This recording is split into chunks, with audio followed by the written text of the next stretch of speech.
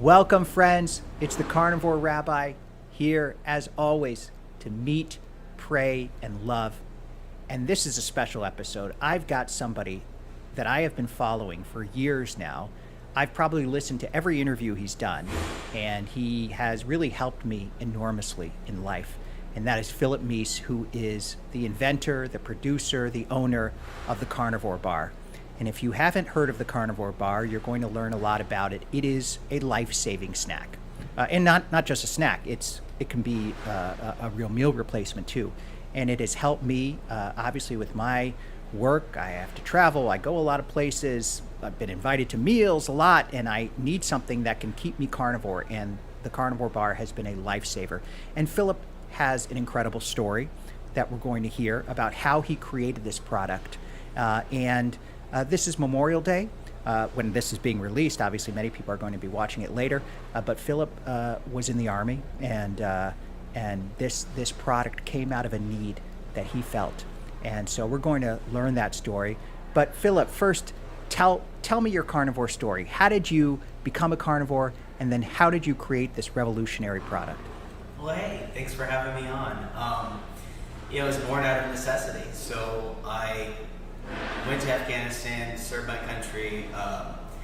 It was, trying to figure out what I wanted to do with my life. I figured that I'd gain experiences, see the world, and I'd have a job that was conducive to working out and staying fit. And there was some bumps in the road, namely with food quality.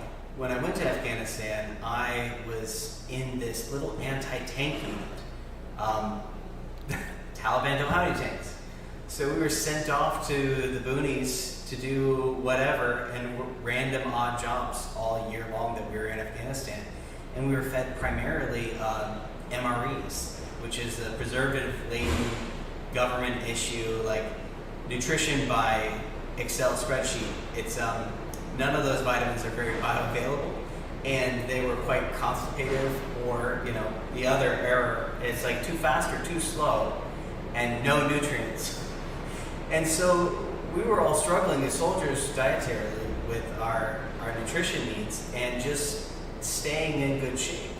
A lot of soldiers had trouble sleeping, mental health issues, behavioral issues, and I think a large part of that had to do with the poor quality nutrition.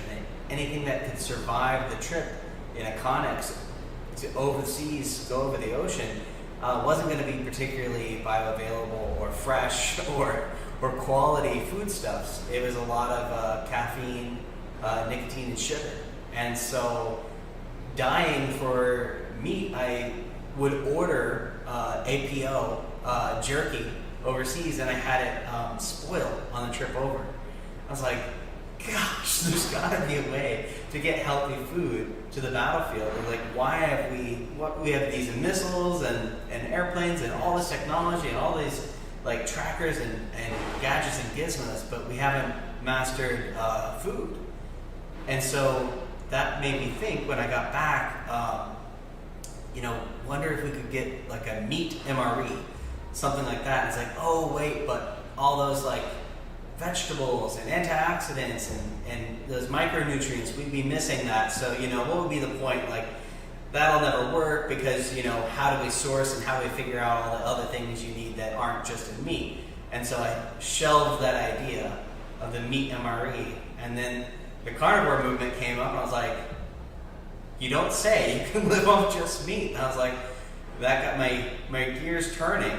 And I was a new carnivore in 2018, and my family invited me to go out to the CrossFit Games. And so we were there at the CrossFit Games, and there's lots of paleo stuff, but there's lots of like sweet potato and hyper lean meat. I was like, man, I'm not going to be able to survive eating carnivore because I need that high fat. So I made some pemmican, which I knew was a Native American tradition, and just dried meat and rendered tallow mixed together. You get it exceptionally dry, it's exceptionally shelf stable. It's just a lot of work to do. And so I brought that with me. I was at the games watching all these amazing athletes do their thing, and we were cheering in the stands and having a good old time with my family.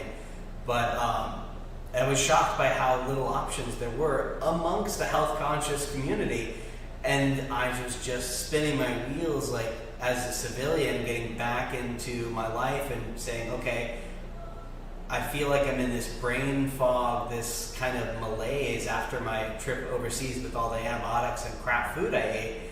I joined that, did that job to like college money to stay in shape and to square myself away, and I ended up getting derailed and kind of sick and lethargic, and all of that coalesced in 2018, and I decided, I wonder if there are other carnivores who are trying to go out and about, live their lives, visiting family, trying to be social with non-carnivores, and finding that there's nothing to eat safely that isn't contaminated with seed oils or too lean. Because even when my folks will offer me something, they'll overcook a sirloin, and there's not a single gram of fat on the thing, and it's like, oh, thank you so much. It's just meat. There's no spices, and you got to be appreciative, but there's this real operational problem with being carnivore and traveling and visiting and trying to be social. It's like, I need to make pemmican and have it everywhere I go from now until the end of time, because I feel so much better on carnivore. Whatever happened in Afghanistan with the antibiotics, my guts just can't handle too much veg or too much green, leafy, whatever. It's it's not nutritive to me, and to me it's actually hurting me. So from there, I launched a Kickstarter, said, hey, community, would you guys like me to do this? And they said resoundingly yes. And that's how I got here. Yeah. It's beautiful. Talk a little bit. I know what pemmican is. A lot of people don't. It is an incredible food. Talk a little bit about the history of pemmican and what it is, because not only do you have an incredible product, but you really appreciate what it represents and sort of the wisdom that came into creating pemmican. So talk about the history of it. Well, it's a food made out of necessity, out of survival. So it is, because it's a Native American tradition, we know of it 300 years ago when it was sold to French traders and fur trappers. And we were trying to get as many beaver pelts as we could. We had to go further and further away from civilization. And they needed a calorically dense survival food to carry with them, so they didn't have to hunt and do all that stuff for meat out in the wilderness. They needed to march through brush and untamed land for hundreds and hundreds of miles, and they needed something that would actually sustain them and have the energy density and the shelf stability, because they're burning a ton of calories in this effort, in this hard work, and bringing ship's biscuits or hardtack or some of the Western traditions really just wasn't cutting it. It wasn't meeting their biological needs. And of course, this is a second use. This is why Westerners know of what pemmican is. This is because it's a Native American tradition that they sold to Westerners. It's probably thousands and thousands of years old. And yes. How they would make it is they would smoke and sun dry very, very lean, thin cut strips of beef. And they would take a mortar and pestle. I actually have one over here. Oh, let's see it. So you take this and you're grinding. You're grinding and grinding and grinding and grinding and grinding dry beef. Or in this case, it would have been a bison. So they were grinding that bison. Smoked bison. Obviously, smoking it and sun drying it is not going to work for modern food sanitation. So we've had to upgrade that. But the start of that was, if they could get it dry, and then they could seal it in the tallow and then seal it in rawhide bags, they could keep any microbial action. They would know why it was going bad, that they knew that this stopped it from going bad. But there was no such thing as refrigeration at all. And so if you didn't have a traditional method for preserving meat or preserving nutrition, it just wasn't going to keep. You had to eat it that day. You hunted successfully, you have to cook that day, and you have to eat that day. And And so breaking camp was a stressful experience. There's a big 800-mile loop in the Great Plains where the bison roam, millions of bison. And so they were following the bison and breaking camp, but there's no guarantee that they're going to have a successful hunt as soon as they get there. You know, they may be a couple 100 miles off, and the sea of bison, you know, may take a detour or move through an obstacle in a way that you can't predict, and then you're waiting for weeks. If you didn't have something shelf stable and energy dense and meeting all your essential amino acid needs and all your essential fatty acid needs, you'd perish. And so, you know, it was born from necessity from the very beginning. And unlike Western traditions, which add a lot of like salt or hermectans and different spices and different herbs to try to preserve, and with salami and sausage, a lot of those are microbial. They're actually like, they favor one bacteria over another to outcompete.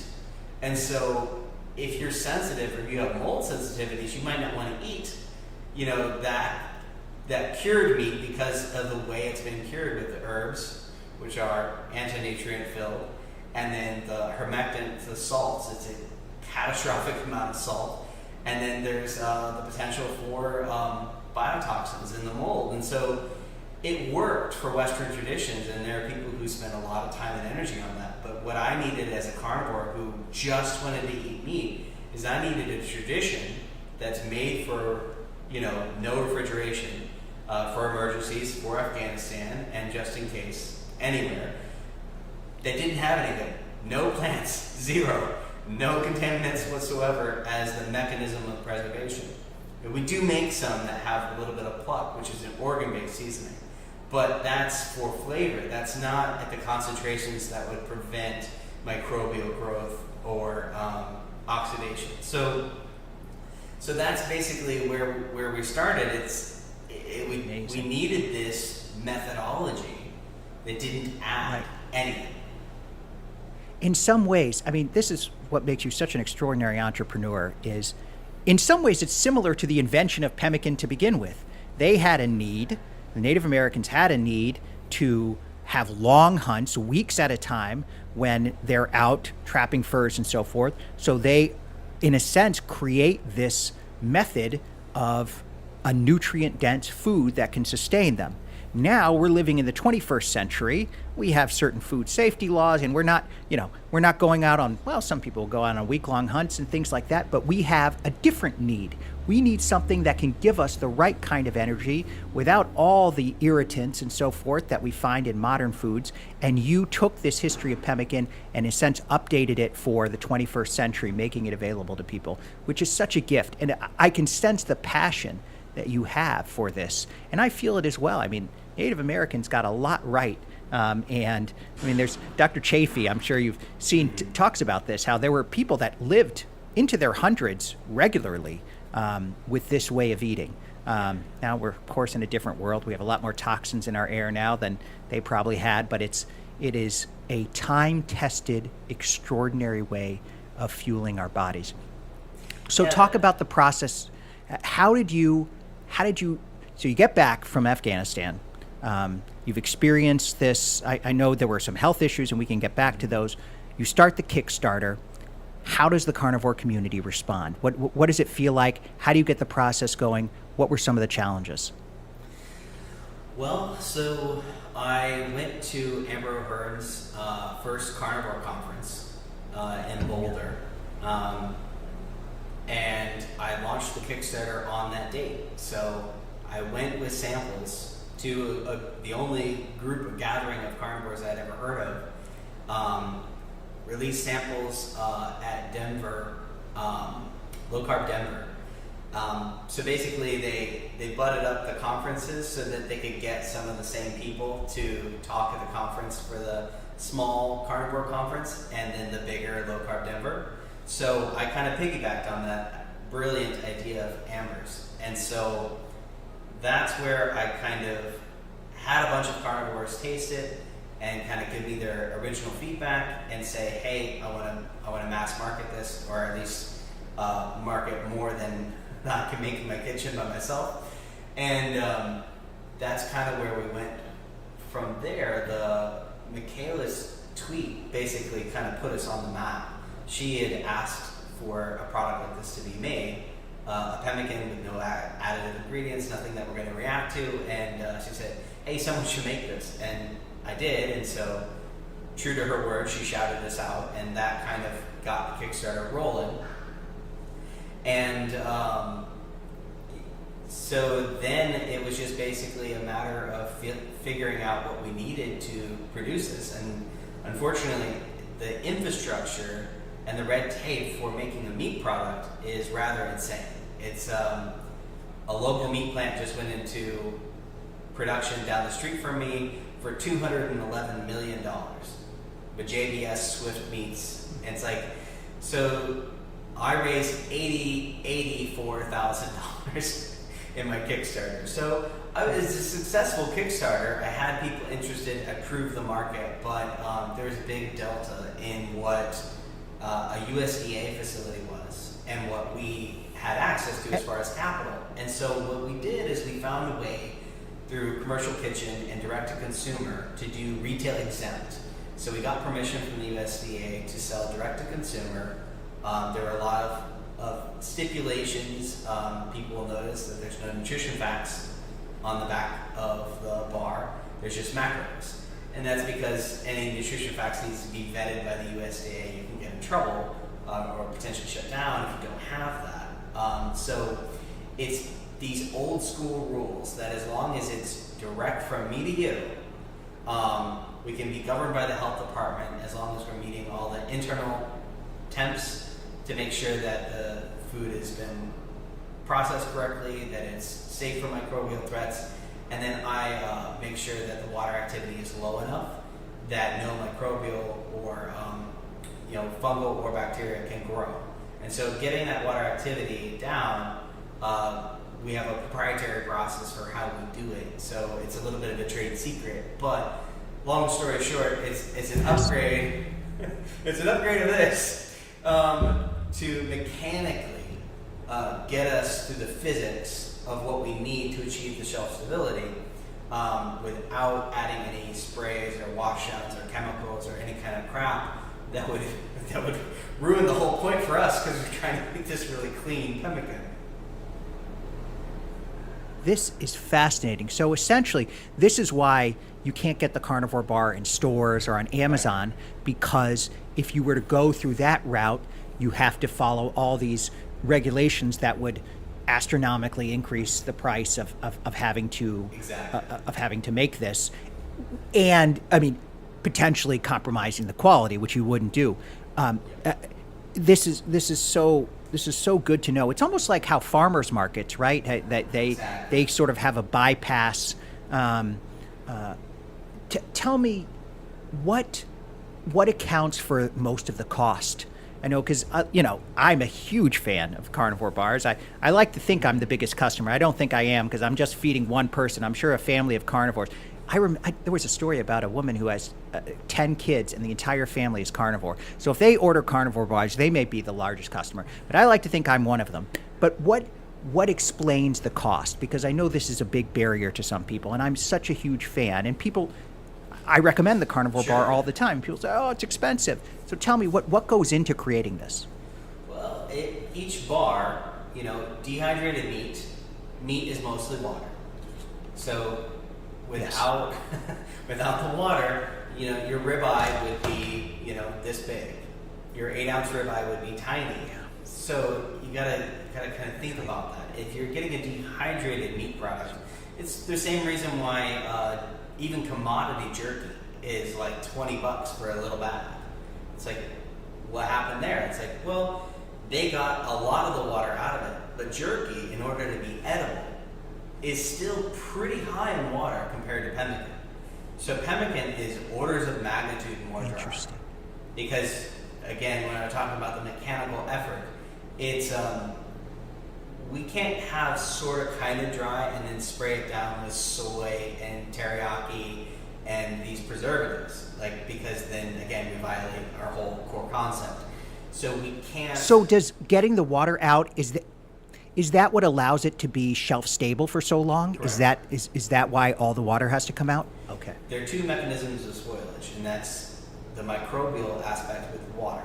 So anything with water, the entire surface of the earth is covered with some level of microbe and some level of spore for fungus. So it's just everywhere. You're breathing it in. You're walking through clouds of it all day, every day, and it's just waiting for the right conditions to form. This is why you don't want to leave things wet and dark, sheltered away from ventilation and UV light from the sun. Because if you sun something out, you air it out, you're decreasing the moisture content. And then the UV is destroying, constantly killing all the things that grow. So like a dank cave or a cellar is perfect for mold growth. So those kind of core concepts, the Native American tradition may not have understood germ theory, but they knew that this worked. Same as the first people who did sourdough didn't know why the bread was suddenly rising when everywhere else it didn't. It's the microbial, it's the yeast that's causing the bread to rise. And so even before germ theory, there are these traditions of like, well, we don't really know, but this is what works. And so you kind of, now that we do have germ theory, now we do understand the microbial action. Water activity is not a measure of water content. It is the measure of water multiplied by its availability. So it's content by availability. So every food and every substance has a certain level of accessibility to that water. The more accessible the water is, the more likely it is to propagate the icky things that we don't want in our food. So when you measure that, it's kind of interesting because you can have different foods that have some water in it, but they're not accessible because of the way that they've been processed. Unfortunately for us, in order to get all the moisture out, we have to basically break everything down and fully render it out, and so that it's maximally bioavailable to both you and microbes. So it's hyperdigested. So the way that you make pemmican is you have to go all the way. So there's no encapsulation, there's no fascia, there's nothing keeping those nutrients locked away except for the process. So you have to go all the way dry. And because we're not using any preservatives or sauces, then we can't get away with Jack Link's kind of level of dry. And if you've made jerky yourself and gotten it a little too dry, you know right away what the problem is. You can't eat the stuff. Like if you make clean jerky with nothing added and you go all the way dry, it's almost impossible to eat, especially if you don't get it thin enough. And so by pulverizing it in this Native American tradition and mixing it with tallow, you kind of have the best of both worlds, because you'd be doing a little bit of a cinnamon challenge if you didn't have the tallow, because the tallow gives it the mouthfeel of moisture so that it's edible without adding any moisture. And that's a key component of edibility, because if you get jerky, a big huge hunk of jerky that's 100% dry, the muscle fibers are all still intact. It's a good jaw workout, but it's you're expending a fair amount of effort to eat it. So pemmican, as long as it's sealed, shouldn't have any oxygen degrading the fats. And if it doesn't have any water, then it's not causing microbial growth. And those are the two vectors for spoilage to occur. And we have this, very fancy mylar sheath that's keeping any oxygen and moisture away from the product. Yes. So once we spend about a week and a half, getting it mechanically to a point where it doesn't have any water in it, and cooking it low and slow so we're not burning or oxidizing or degrading any of the nutrition, all of that effort and all of that process is basically re-engineered from scratch, because we're discarding basically the last 200 some odd years of food manufacturing, innovation, knowledge, and best practices.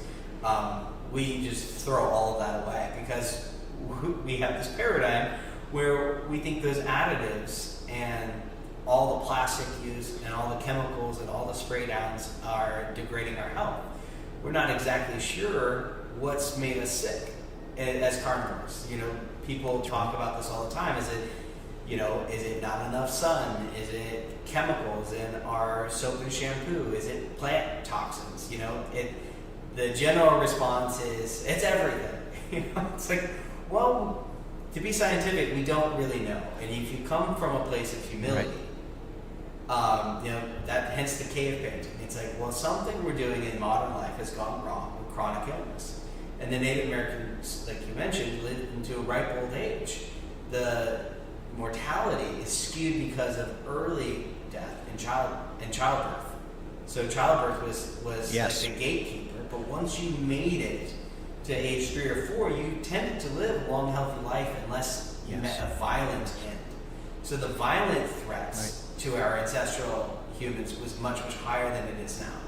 But they didn't have any of the chronic diseases. So, you know, we've made this trade-off. We have a very safe environment, but it's also a very toxic environment.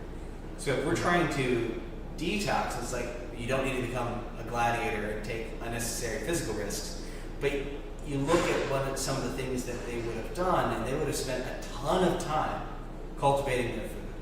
So part of the cost of the carnivore bar is the time and effort to make food without adulterants. And then if you remove all the water, then you have a very, very small package.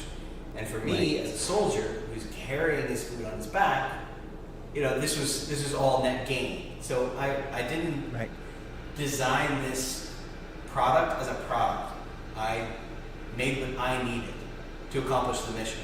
So maybe the psychology of it, like the pricing and the size and the shape, could have been a little bit better, but this is the size that I wanted for a meal replacement, a light meal, that would be shelf stable for decades, that would have everything I wanted, nothing I didn't, and this is what popped out. So there's always optimization as far as marketing and sales and like how we go about talking about the process, but the first order of business for me was make something that I could actually eat, that I could actually survive off of. And so that's where we started in 2019, and then we've been making iterative progress on that, making the film better, which is just the wrapper. Fantastic. And that's kind of where we are in our R&D process. Like, if this would sell better in smaller sizes, in bigger sizes, like, I'm open to whatever the community wants. Like, because we're a Kickstarter still. Like, we are here to serve the community, and this is the format that most people in the community agree with. Now, some of the animal-based people did ask me to put other stuff in it. They asked me to put honey in it, but it started 0-carb, high-fat meat bar that's exceptionally shelf-stable in an ancestral tradition out of humility for not knowing what went wrong. So I'm open-minded. I put organ-based seasoning in it on a couple different versions, but we still sell the OG salted and unsalted, which are our original variants that I thought I was just going to have one SKU, you know, but the community asked for it and I provided it. So if there are more things that people want me to do or try, like, I'm totally game. That's right. It's such a high quality product. I think that is what distinguishes, you know, you can go, there's lots of beef jerky. There's lots of ways to get beef, but there is nothing like the carnivore bar.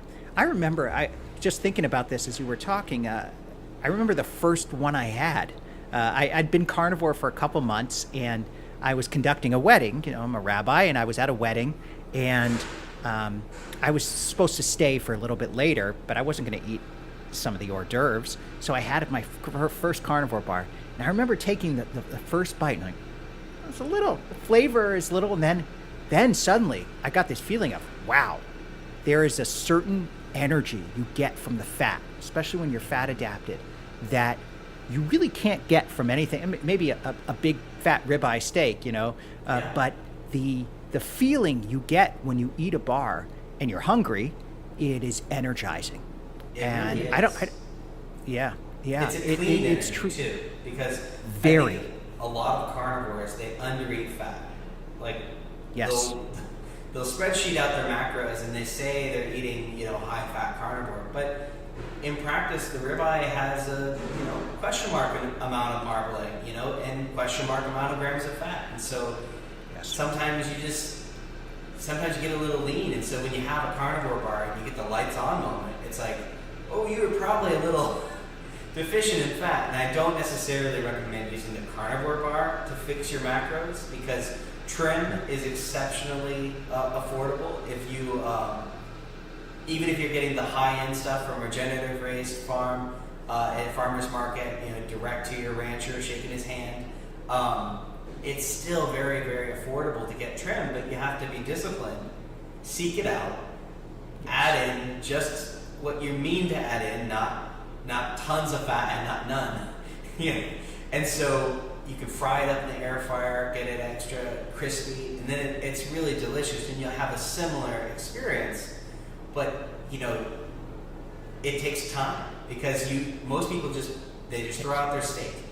They throw out their steak. If it's a fatty ribeye, sometimes they have enough fat, sometimes they don't. But if you have a leaner cut, a chuck or a sirloin or top round or something like that, and you're just trying to make use of the whole animal, occasionally you're going to get too lean, and you really want to add back in the fat. But people forget. They just don't take the time. They don't do the processing. And I think that's really a shame, because the carnivore bar is meant to be for emergencies, for travel, for the power goes out, or you have to be at a wedding for an undisclosed amount of time until it's done. It's like, and you're starving. That's right. You don't want to be fasted involuntarily. There's nothing wrong with fasting, but I just find like I'm not on my A game when it's an accident. Like, I want to be planning out my meals, planning out when I'm fasting and when I'm not. And a lot of times when I'm performing or doing something that I want to be on my A game for, I don't want to be hungry for that. So the carnivore bar helps me stay on track for these episodes. Who tends to be your customer? I know I am, but what are the types of people? I mean, I imagine there are some people who are exploring carnivore for the first time and so forth, but what kinds of people tend to really constantly return to the carnivore bar? I'd say busy moms are like number one. And then people who really care about performance, and people like yourself who have visceral experiences to the foods they eat and how they make you feel. So one of the things that is kind of funny in food manufacturing is that people will say, ooh, this tastes pretty good. And I'm just kind of like, if I were making Doritos, like, sure, like, I really don't care exactly, like, how I want to make it taste as good as it can taste, but like, that's not my goal. Like, there are gas stations full of delicious food, but you feel like crap. It's like, I want customers who are in tune with their feelings, in tune with their bodies, understand their signals, understand the leptin, ghrelin, all of that hormonal milieu of a functioning human body. When you eat a carnivore bar, I've had people not like the bar and then wake up in the middle of the night craving it.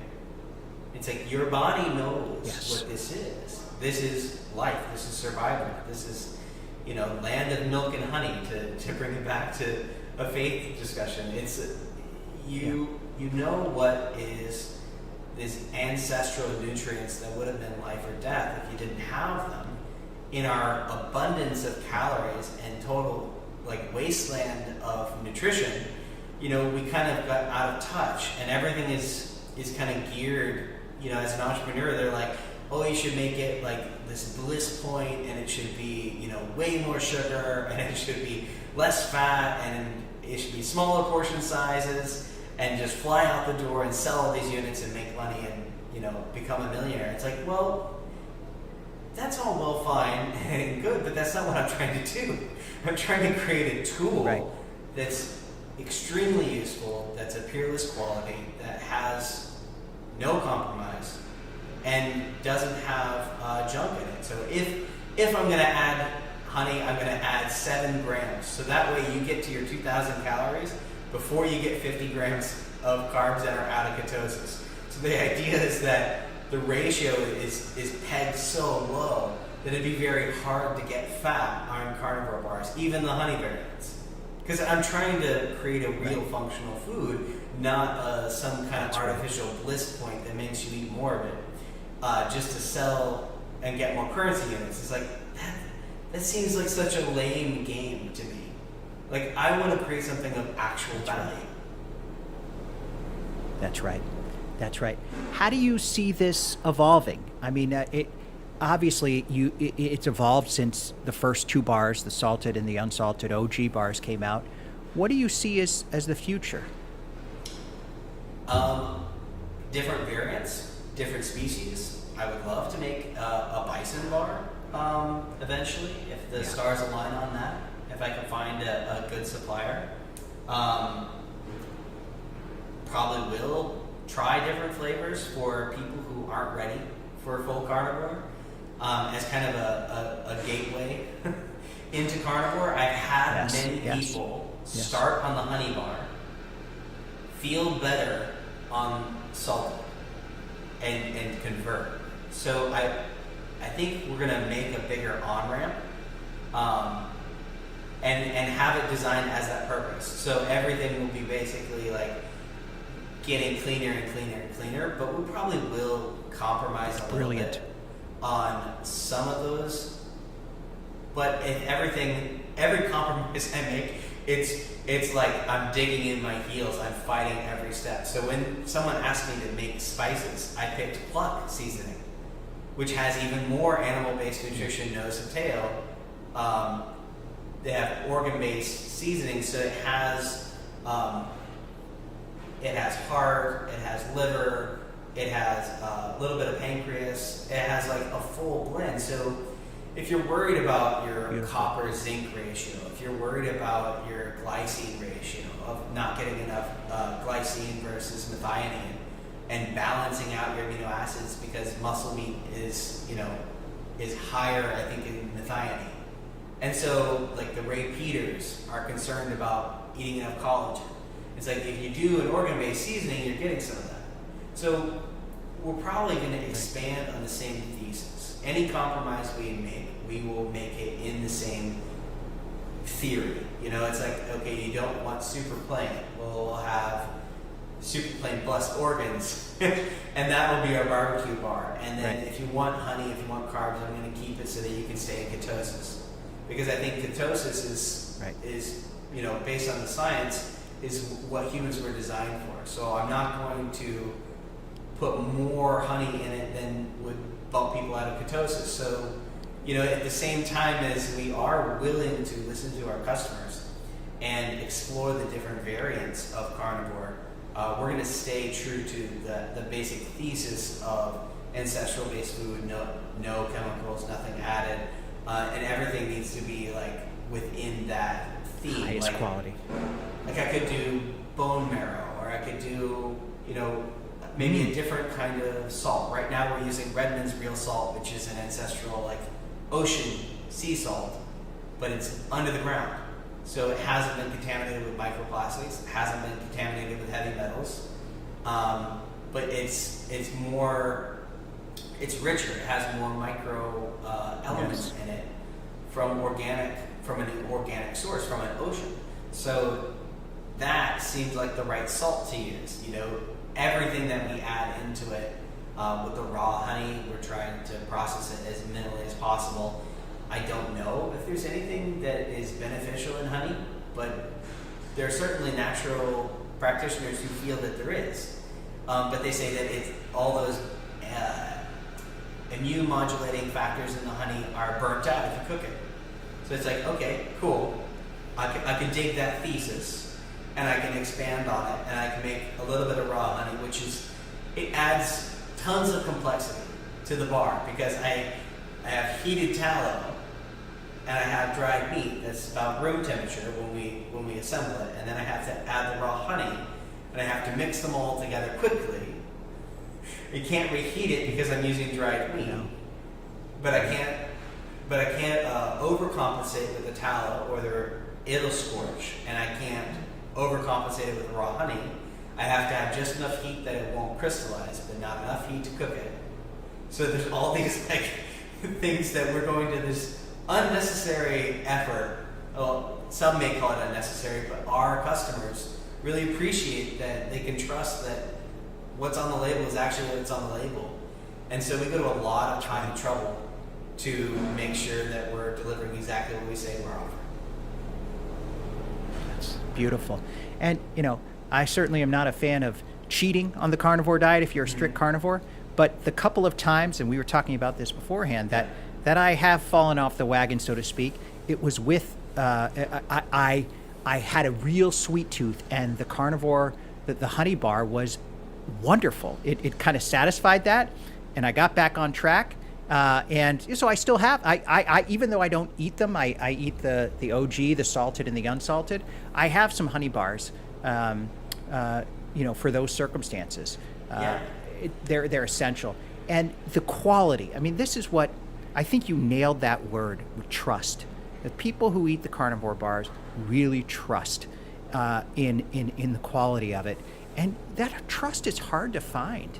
Even as a carnivore, you never, like I guess the USDA has certain strict, you're getting decent, even so, if you find the right farmer's market or something, you're getting decent quality meat. But whatever you buy at the store, whatever you purchase, jerky, all that, you don't know the quality. Even if you can read the label, you don't really know. But with the carnivore bar, and I think the brand you've created and people knowing you and that you created it for your own needs, there is an incredible amount of trust. And so how is carnivore? Yeah, go ahead. Yeah. It helps if you're a founder who has the issue of the niche you're selling to. It's like, there's only so far on the compromise that I'm willing to go, otherwise I myself would get sick. That's right. How has carnivore changed your life? Obviously you created a company, you served in the Army, but on a health level, on a personal level, on a spiritual level, even mental health level, how has carnivore really changed you? It gave me my life back.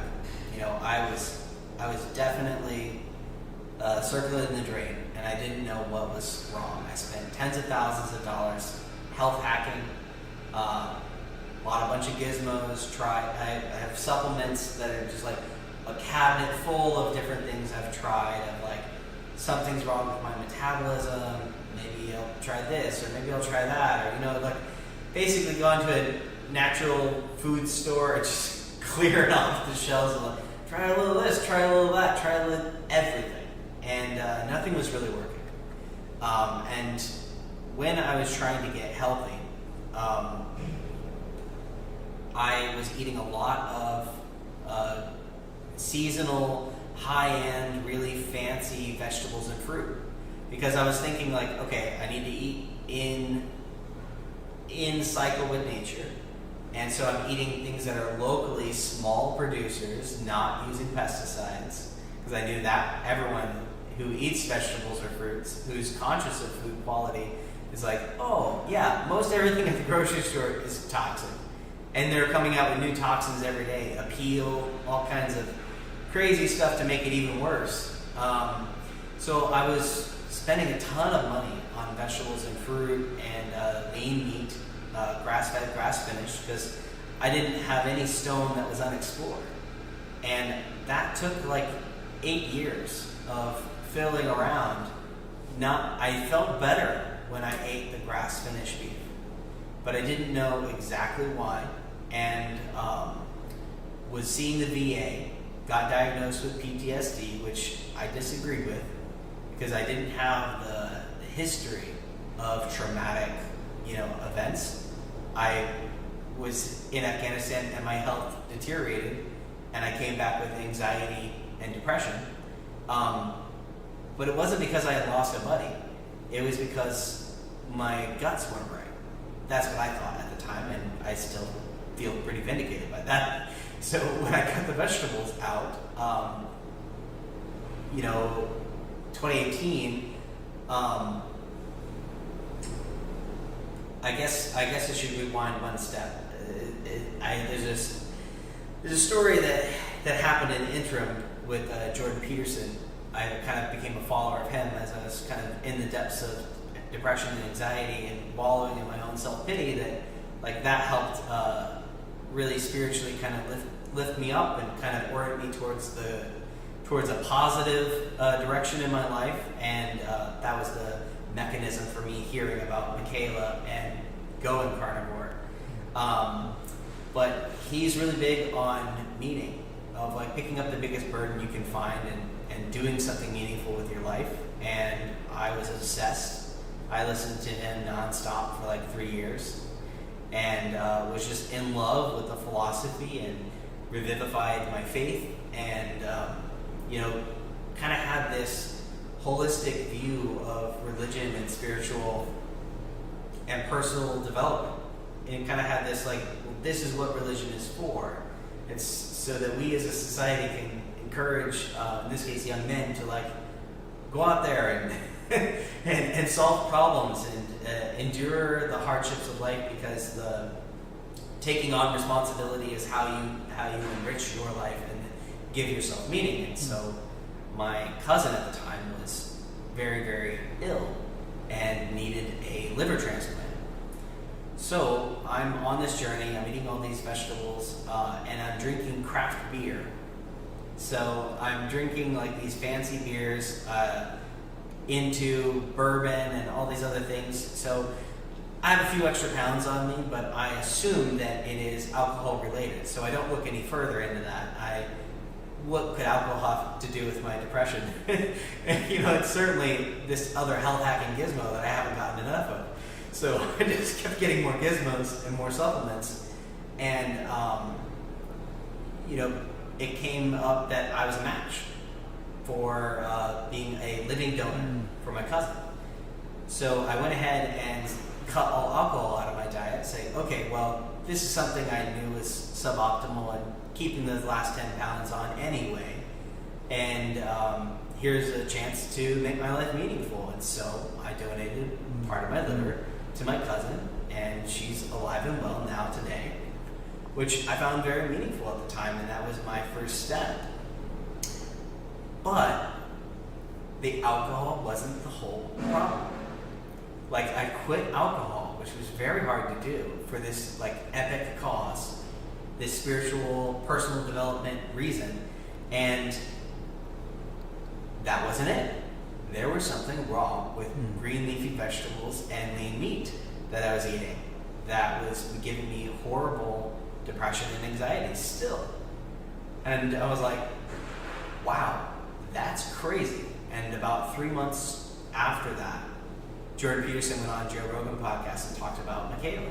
And I was like, that might be it, because I'm purposefully finding out and eating as much leafy greens as I possibly can, and something's still not right with my diet, even though I quit alcohol. Because the idea was not to give a contaminated liver to my cousin. It's I'm gonna give part of my liver, I can't give it all messed up. I have to clean it up. Then I can share some of it. And so that was really shocking to me. It wasn't the craft beer. It wasn't the beer that was the problem. It wasn't the bourbon. There was something else in my diet that just wasn't right. And it was the gosh darn vegetables. I was reacting to them. And when I cut them out, my depression lifted, anxiety lifted. I lost 30 pounds. It wasn't just 10 pounds. And it wasn't the alcohol that was putting it there. It was something about the dysbiosis of Afghanistan and antibiotics that we were on for malaria that has synthesized me to a whole bunch of different things. And most plants were making me inflamed and making me crazy and making me not want to be alive. And so when I went carnivore, I basically gained my life back.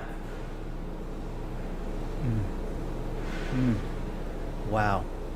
Well, Philip, this is such a powerful story. And I, as you know, as we talked about, I am so grateful to you and the product and what Carnivore Bar has done for me, and I know it has done for many other people. It's really an essential part of the carnivore community and of my life. I mean, my wife complains because we have this nice refrigerator, and I've taken over 2 whole drawers to put in all my carnivore bars. And you know what? And this was a major debate I had in my head. Should I refrigerate or not refrigerate? Because it's a big question. And so I have combo. I have some that I keep unrefrigerated, and I have some that I keep refrigerated. And obviously it doesn't change the taste, but you do get that crunch sometimes when you eat meat, only meat. You kind of want that crunchy feeling, you know? And so that's when I go. It enhances it in the fridge. Doesn't need to be refrigerated whatsoever, but people really like it. So more power to you. Yeah. Once in a while, though, and again, this is like, maybe it's missing ice cream, but like sometimes when, like we're going on a car trip and it's sort of in a hot car, and then I open a carnivore bar and it's sort of melting. That's good too. Exactly. You get both kinds. I knew right away that we were going to have to do something about the texture of pemmican. So if you've ever made pemmican yourself, and I highly encourage everyone to make it yourself so you know the value of a carnivore bar, the fastest way for you to become a die-hard customer is to make it yourself, and then realize that you want some of your weekends back. So it's a tremendous amount of time and effort, and the texture that it creates is slimy. It's completely unpalatable. It's you made it, so you're willing to eat it, and you're like, oh yeah, that's savory. That's savory, and it's a slimy fat ball is what it is. And so I knew right away in the very first R&D process that we had to give it a texture, and this is sorely missing if you only eat meat. You're not getting any of the processed food stuff that we've all become addicted to. So to give it that crunch was something I worked really, really hard on, and the texture is something that it's just to create a mouthfeel that feels solid, like a legitimate product, but not like a product and adding anything. So to mechanically engineer that texture, to dry it with just a tiny bit of air in it so that it kind of gives that satisfying feeling of texture, that took me a really long time, and we're still fine-tuning that. It's diabolically challenging because if you over mechanically break it down, you get like I said before, the cinnamon challenge. You get meat sand, is what I call it. So if you go too far, you've created meat sand, and then you pour it in tallow, and it's like liquid fudge. It's fudgy and it's okay, but it's definitely, on top of the unique flavor, it's not what people want. And so by giving it that crunch, by not over processing it or over grinding it, then we can get this light, airy crunch, which I think enhances the flavor because it makes it a little more aromatic, reduces the density just enough, not taking away from the product, but also just making it a pleasure to eat. And my idea is that I was going to be with a backpack full of this stuff in Afghanistan, and I wanted it to be something that was as palatable as we could make it without compromising on the additive thing. Yeah, and it does. You know how sometimes I use it too? If you grew up on the standard American diet, you're used to having dessert after a meal sometime. So sometimes I have half a carnivore bar as a dessert because it's got that crunchy flavor, just almost like a Hershey's bar or something. Yeah. So that's comforting. So that is so essential, and I agree with you. I tried making pemmican once, and I almost destroyed the kitchen. So it is extremely difficult, and that's what a great product does, and does it in such a high quality way. Phil, thank you for your time. Thank you for everything you do. I look forward to many more conversations, and I think the entire carnivore community is so grateful to you. Well, thank you for having me, and thanks to the carnivore community. This wouldn't have existed if carnivores hadn't asked for it and carnivores hadn't supported it. So I am forever in everybody's debt who buys this crazy thing and makes this dream a reality.